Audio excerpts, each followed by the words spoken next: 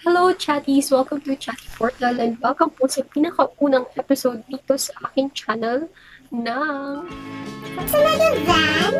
Talagagan! Chatty Portal. Yeah, talaga Van, bakit ito yung naisip ko na gawing title ng review and unboxing series ko? Usually kasi pag nagkukwento ako sa mga friends ko or di kaya kayo, di ba pag nagkukwento kayo sa mga kaibigan niyo ng mga bagay-bagay, yung initial reaction nila or yung response nila is talaga ba? Talaga ba? Ganun. So, in my case, yung nickname ko is Van. So, my friends would usually react with, talaga Van? Talaga ba siya sa pag-box ng parcel na meron ako ngayon? Ito from Shopee. Naman ito,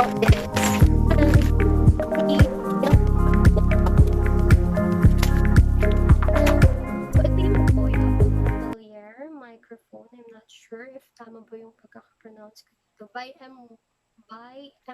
So, BOYA by M1. Kung mapapansin nyo, medyo mahina talaga yung voice ko or pagka soft-spoken daw kasi ako. So, maraming nagsasabi na medyo mahina nga raw yung voice ko sa videos. Kaya kailangan ko talagang bumili ng microphone.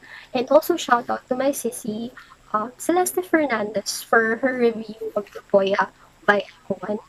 Kasi sa kanya ko napagtanto na ito na lang yung bilhin kaysa dun sa mas mahal. Kasi may mas mahal na version or mas mahal na Boya.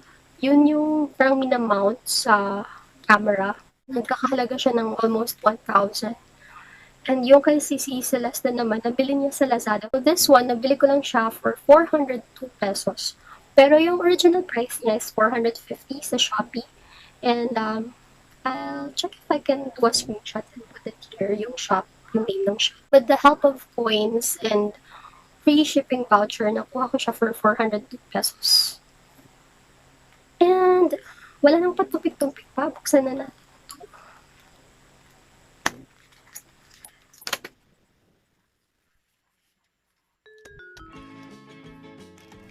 So now let's open the box to see the package contents.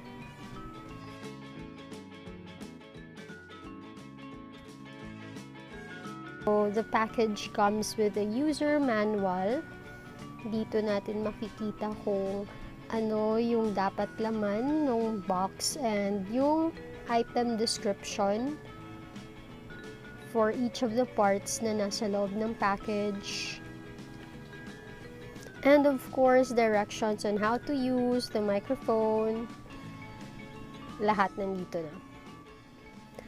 Then, it also comes with a warranty card. Yan. So, ibig sabihin, talagang legit siya guys. If ever na masira, ay pwede natin siyang ipaayos. Pero napaka-hassle naman din siguro kasi kailangan mo siyang ipadala. But at least meron siyang warranty card. And then the main part of course is the BOYA lapel mic itself na nasa loob ng pouch na ito. Okay, so nailabas ko na lahat ng nasa loob ng pouch. Ito yung microphone and then may silicone gel din sa loob. Tapos merong naka-plastic. So now, let's check kung ano pa yung laman ng plastic na to. Nakikita ko na yung clothing clip sa loob. Yan. Tapos, meron pala siyang adapter, guys. Kasi yung connector na meron tayo is pang smartphone. So, baka itong adapter na to, para siyang yung connector ng karaoke microphone. Then, meron din siyang kasamang battery and, yeah, nasabi ko na yung clothing clip. Plus, foam windscreen. So, yes, these are all the contents na dapat mong i-expect if ever bumili ka ng BOYA by M1 mic. To give you a closer look, ganito po yung microphone sa malapitan. Yan, meron siyang mga butas dito sa top part. And then, ito naman yung switch niya for camera and then off or smartphone use.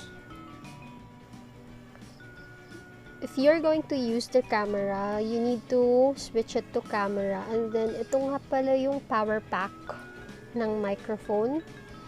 Dito ilalagay yung kasamang battery.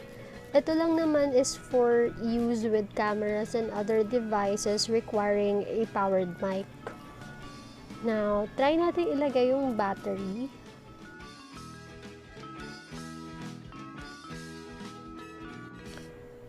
So, ganito guys, kung ilalagay na yung battery dito sa compartment, syempre sundin mo yung positive negative sign. So, yun na nga yung mga parts ng product natin. And now, let's try to check the audio quality of this device. So, again, kung smartphone yung gagamitan, kailangan nasa baba siya. And this is my voice. This is me talking without the microphone. Now, isasaksak na natin siya dito sa ating smartphone. And by the way, guys, I'm only using the built-in camera of my Nova 3i. And check natin kung gagana ba siya or magiging compatible ba siya headset kasi meron din yung microphone. Because I tried my Logitech headset at hindi gumagana yung microphone ng Logitech headset with the built-in camera. Pero ginagamit ko yun with my third-party app, which is the open camera. Tapos doon, pwede mo gamitin yung external mic. So now, let's try with the mic on. At hindi ko pa po nilagay yung windshield or the foam windscreen. Yan. So, lagay ko siya dito. So, this is me with the microphone on. Naikabit na natin siya sa ating camera. And I'll try to check mamaya kung okay ba, may difference ba sa sound. I hope so. And wala pa siyang wind foam. Put the wind foam if there would be a difference. The foam windscreen.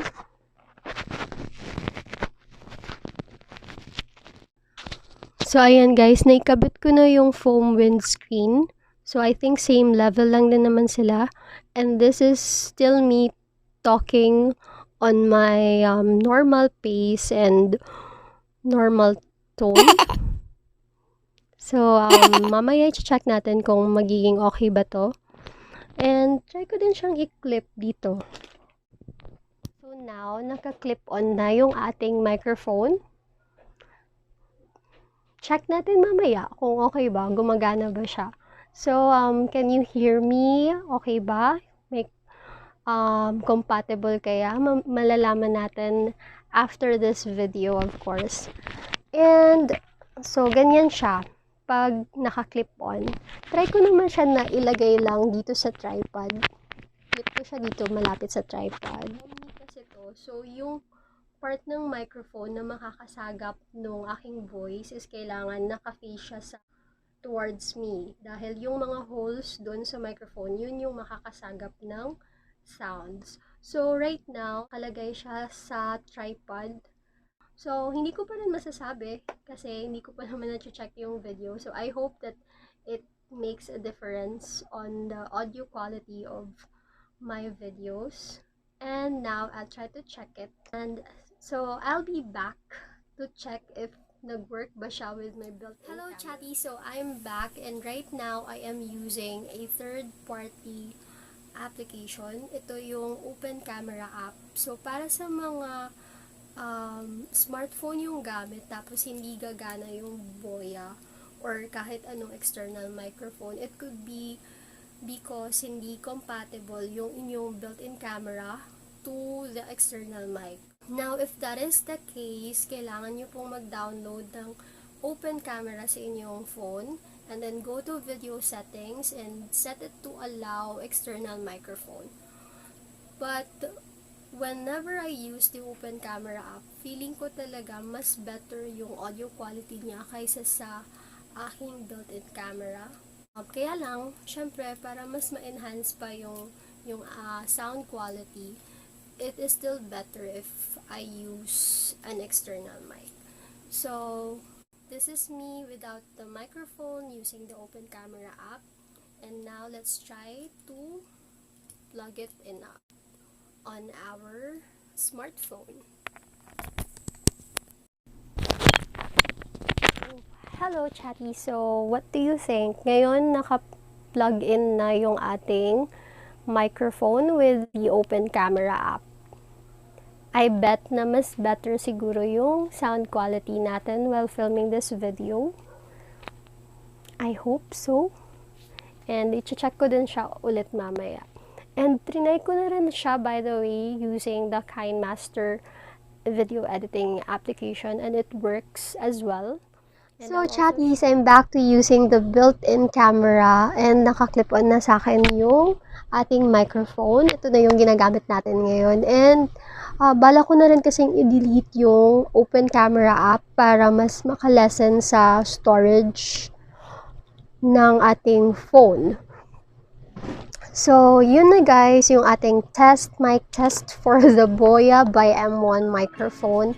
And yeah, that's the first episode of TALAGA van. And talagang ma-recommend ko siya sa inyo kasi it performed well naman. And as you can observe, mas better na yung audio quality, sound quality, voice quality, whatever. Basta quality na yung ating audio for you guys using this microphone. Nga ba yung mga nakalimutan kong sabihin?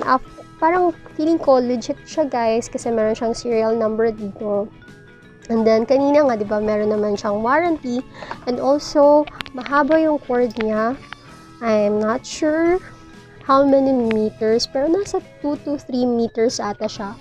Now, if you will be conducting an interview, ganon, tas malayo yung i-interviewin nyo, makakatulong to sa inyo kasi mahaba yung cord niya and talagang makakatch yung kanyang mga sagot sa interview, for example. Tapos, ano pa ba yung kailangan yung ito nga, kasi dapat clip-on siya, tapos omnidirectional. Kailangan talaga medyo malapit siya sa inyo. Kailangan i-clip nyo siya sa body nyo or dito kung ayaw nyo dito sa may chest part. Dito nyo siya i-clip. Kasi, trinay ko nga siya sa tripod, diba? Medyo malayo. Hindi niya masyadong nakakatch yung sound or yung pagsasalita ko. So, mas better talaga na naka-clip-on siya kasi yun naman din talaga yung purpose niya. Or kung ayaw niyong naka-clip-on, gumamit kayo ng ibang tripod na mas malapit sa inyo para magamit niyo pa rin yung microphone.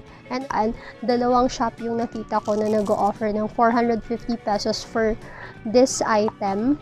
Pero I chose that shop kasi sa Manila lang. And tapos, nung time na yon, I can purchase products from that shop na below 500 and magagamit ko yung free shipping voucher plus coins. Kaya instead of 450 pesos, 402 pesos na lang. Now, kung gusto niyo naman mag-order sa Lazada, meron din doon. Kaya lang parang medyo mas mahal. And sa Shopee, antay-antay lang talaga kayo. Meron silang mga sale and promos kung saan makaka-avail kayo ng mga gusto nyong bilhin and makakamura kayo with vouchers.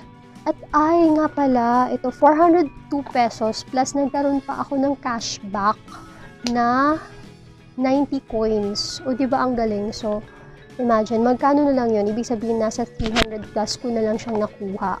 Kasi nagka-cashback pa ako. Yeah. So, yun yung kailangan yung tandaan. I-check nyo kung yung shop na yun is magbibigay din sa inyo ng cashback. I used 20% off cashback voucher. And, okay siya sa shop na yun. Kaya yun. So, that's it guys for our review and unboxing. So, we used it with our built-in camera, open camera, and then Kinemaster for audio recording. And I think gagana din siya for the laptop or DSLR camera. Kaya lang hindi tayo makakatest for DSLR kasi wala naman akong DSLR. Pero meron siyang adapter guys. So, for sure, gagana din naman siguro. And then, may warranty card siya if ever. Pero sana naman, hindi din hindi sira yung ma-receive nyo. Sa akin, okay naman. Wala namang naging problema. And, mabilis lang din siyang na-ship kasi from Manila lang naman. I think may mga shops doon na from overseas pa. Hindi na ako nagpili ng overseas kasi matagal din, diba? So, yes, that's it. And I'm finally ending this video. But before I do so, please don't forget to click on like and subscribe. Mga buttons below. And meron siyang bell. Do also click that one para ma-notify kayo sa future uploads ko. And thank you so much for watching, guys. And yeah, and I'm really excited to do more review and unboxing videos soon. So that's it, and thank you so much. Bye! If you like this video, click on thumbs up and hit subscribe. Thank you!